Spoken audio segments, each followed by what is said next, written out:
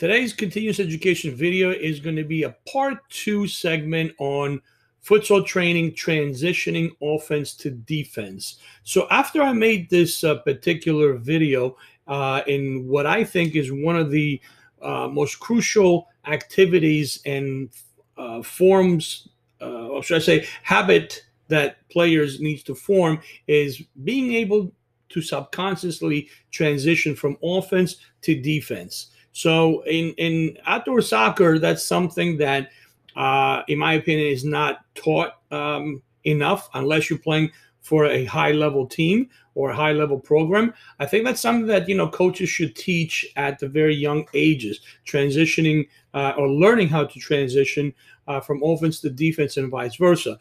Now, I understand the argument that some of the players are, at the younger ages, they are not intelligent enough to achieve those things, or have the soccer IQ. But I believe that if you as a coach can do certain activities and explain to them, kids are a lot smarter than we really give them credit for. So I believe that subconsciously they will be able to adapt to this methodology without really understanding a lot of the mechanics behind it. But it's a great activity, which I want to show you. And eventually, as they're getting older, they'll understand the technical and the tactical parts behind it. But anyway.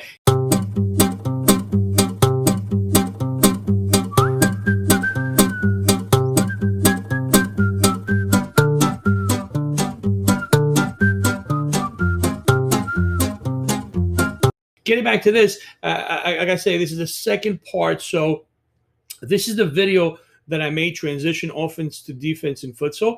And then I unfortunately, I do not have a live version. In other words, being able to show you guys how this activity performs and how it works in a futsal environment with actual players that I have done sessions with. I never recorded one of those, which this year I promise I will. But what I did is I went to YouTube and I wanted to basically do a YouTube search for that activity, and I didn't find anything. So I'm going to do this again in a live mode. So transition offense to defense futsal activity, and let's see what comes up. So I encourage you guys to go ahead and do this as proof. I was surprised to find out that there weren't really more activities that emphasize that. There are some, like this particular first one is not exactly what I did in the first video. And by the way, please go back and view the video that I did for transitioning from offense to defense, so you get a better understanding. But I didn't find the exact same activity. But the behind the scenes, the mentality, the methodology is there. So there's one video up here. I actually found another video that kind of annoyed me. Let me see where it is. Oh, this one right here. It says perfect move offense to defense training futsal. And I tell you why I got annoyed at this. I got annoyed because I don't know where these people are training, but they're training in they have futsal markings, futsal goals, but they're playing on turf.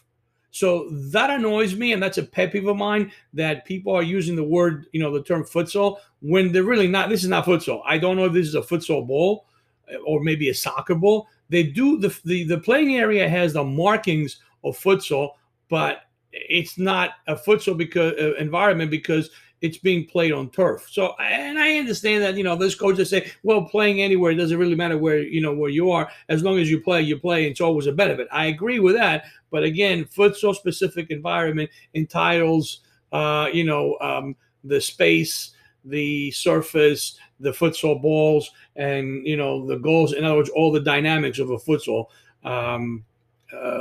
futsal-specific environment. So yes, I do agree with any time they're playing soccer or any form variation of soccer. Same thing with futsal is a benefit to the player. 100% agreed. But if we're going to use the word futsal, then let's stick to the elements that define futsal.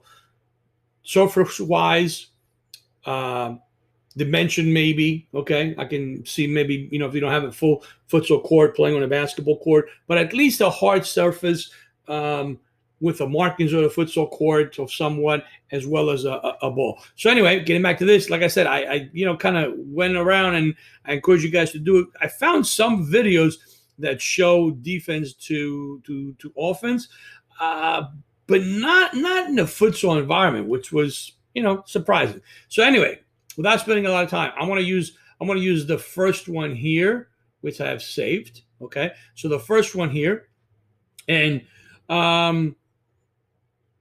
let's go back to this first. So my activity is this: you put two goals, one on the end line, one on the side of the futsal court. So basically, in an L shape, you have one team attacking and one team defending. So the red team is lined up across from this goal. The yellow team is lined up across from this goal. So what happens is, when the red player attacks, the purpose of the activity is to get around and take a shot. As soon as the yellow player, or as soon as the shot is taken, the yellow player becomes from a defender to an attacker, and the activity continues to flow without interruption. So you're basically going from attacking to defending, and in a matter where you don't have to think. There's no interruption. The activity flows. So as I say, I do not have this activity being performed by actual players. I will make a video of it this season, but I just wanted you guys to understand. So this is a L shape, where the goals are. One team is attacking this goal, the other team is attacking this goal. Okay, so let's go now into this activity. It's not the same activity, but the point I want to make is what I want to show you in this video is basically the urgency and the speed. So in this particular video, they start off with a 1, 2, 3, 4 player attack, and then they transition quickly where white players are coming in and transition to defense. Okay, if you can see, there's 4-4 being played.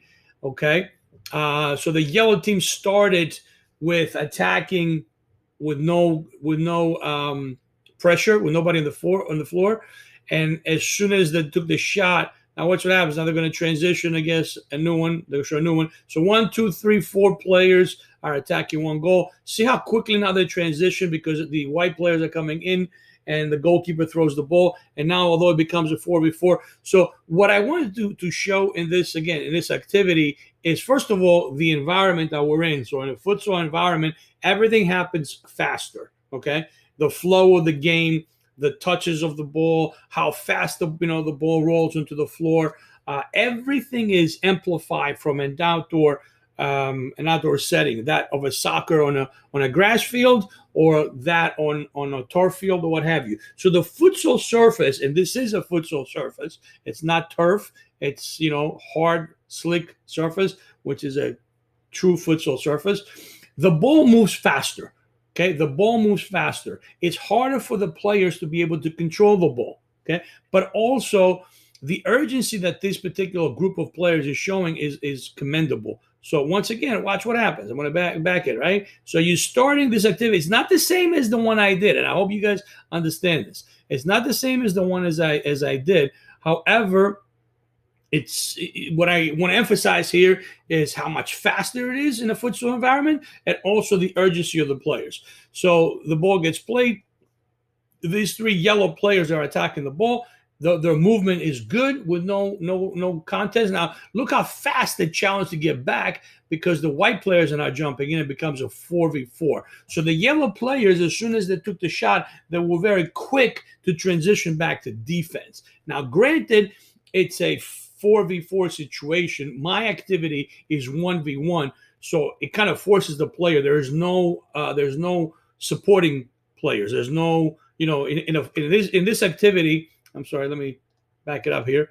Okay, in this activity, you have 4v4, so there's 4 players. So the player on the ball has support, and the player defending on the ball also has support. They have support of 3 other players. My activity is 1v1, so there's no support. They rely on their own individual skills, as well as their own individual quickness to transition from defense to offense, if that makes sense. Okay, so again, this is why I wanted to set this guy out, this setting up. Now, I have done this activity in outdoor settings, and it's a favorite of mine, regardless if it's on a futsal surface or in a turf surface or in a grass surface, regardless if it's done on a futsal environment or in soccer environment. It's one of my favorite activities because it's so much fun for the players. And if you guys, have watched any other videos that we do, one of the things that we emphasize is basically that we should see a fun factor in all the activities performed, because soccer players, they play the sport because they like to have fun. So we need to make it as fun as possible for them to be engaged, especially at the younger ages. So again, the fun factor has to be there. So this is why this is one of my favorite activities. So here's the setting in this one. Now, this is done on a grass surface, this activity. Same thing. You guys see one goal here, one goal in their shape. And off screen, off camera, you guys can't see them, are the players. But what I want you guys to notice, first of all, is that this activity now, because of the space, and we could make the space even, a little bit narrower. The reason why this is a little bit wider is because this activity is being done while conditioning. Okay, so this particular team, I do their conditioning through the off season. So this activity is taking place in the month of August, where it's very hot, and they spend a week with me trying to basically get, actually 1 or 2 weeks, I forget what we were contracted for, but we're trying to get them conditioned and gain shape for the season coming up. So although they're working on this transitioning offense to defense, by having a little bit of bigger space, it kind of works on their conditioning as well. So with that being said, though, we want the players to be aggressively in attacking the goal, and we want the players being aggressively in defending the goal.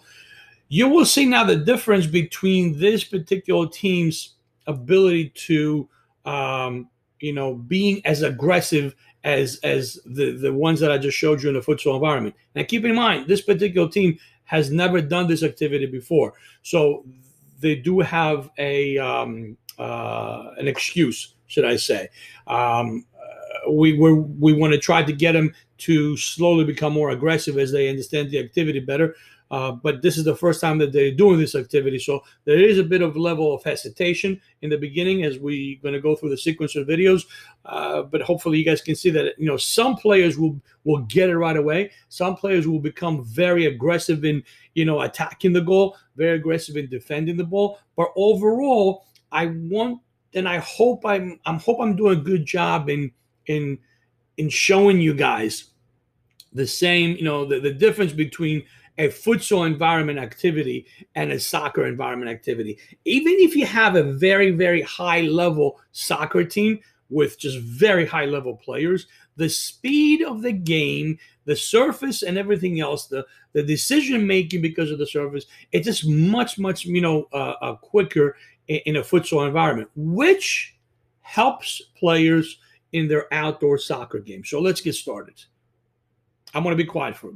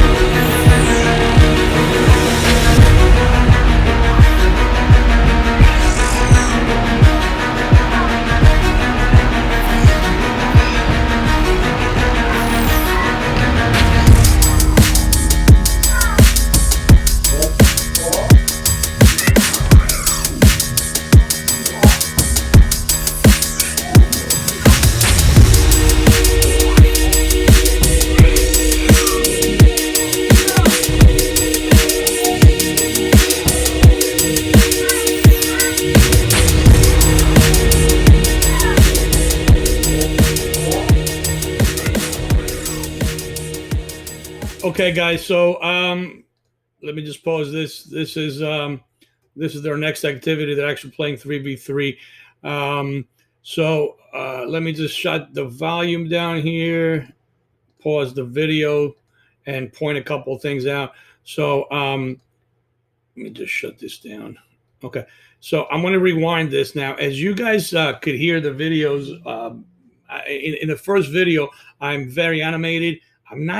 I have very loud, carrying voice. So one of the things I always tell my players, especially the younger ones, is please don't be intimidated by my voice. It's not that I'm yelling you guys. It's just I'm very animated and very loud. Always been that way.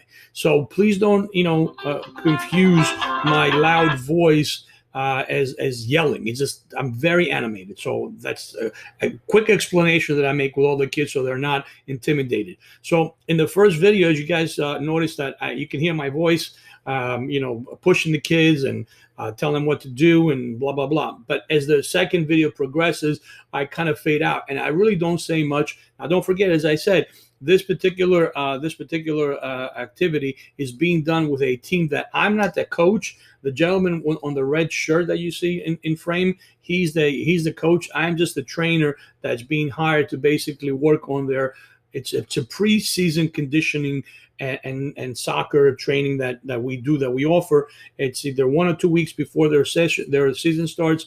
It has a lot of elements where conditioning to get in shape, and of course a lot of technical as well as tactical as the weeks progress. Now, my feeling is that, and that's something that I've copied from Spanish style training, is that even if it's conditioning training, it should never be just running around and doing jumping jacks and sit-ups and all this stuff. My feeling is that you should incorporate a soccer ball into almost everything that you do. So if they're running around, if they're sprinting, if they're doing all kinds of activities, incorporate the ball as much as possible, so they can constantly touch it. So anyway, as you can see, like I said, if you can hear, go back and rewind this video, you will hear that in the second video that you guys are watching, I'm not yelling anymore. You hardly hear my voice. You'll hear the coach, trying to repeat my instructions. I didn't really want to tell him to, kind of be quiet, but he's not obviously as loud as I am. On the second part, I kind of take a step back. I don't talk hardly at all. And I want to see the players perform. Okay, I want to see the players perform. Now, we can analyze, and I will make a third video of this, basically analyzing how the players are approaching the activity, their habits, good and bad, and how they're approaching the activity, and what you can get out of this activity, and things that we can work on in this activity that can help the players. So that will be the third video. Okay. So before I end, like I said, my main mission in this particular video is to illustrate and hope that I accomplish that goal of the activity being performed in a soccer environment is obviously just a lot slower than it would be in a futsal environment. Again, please do not comment about, well, any environment is a good environment as long as they play. I agree with you 100%. Yes, it is. Any type of a soccer game in any type of environment, in any shape or form, just like a futsal game, is 100% good for the players. The players need to play. That's what they're there for. But I'm just pointing out that in a futsal environment, it's just so much faster. Okay, everything gets accelerated 100%. Which, again, if this team does that activity in a futsal environment over a prolonged period of time, when you shoot another video, let's say 6 months from now, in this same setting, you will see them.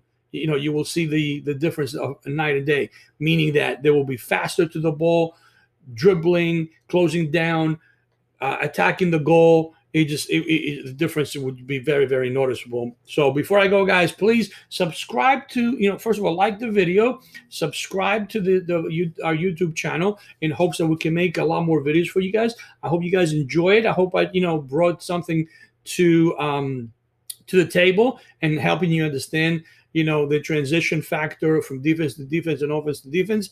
And please look forward to seeing everybody on the futsal courts. Have a great one, everybody.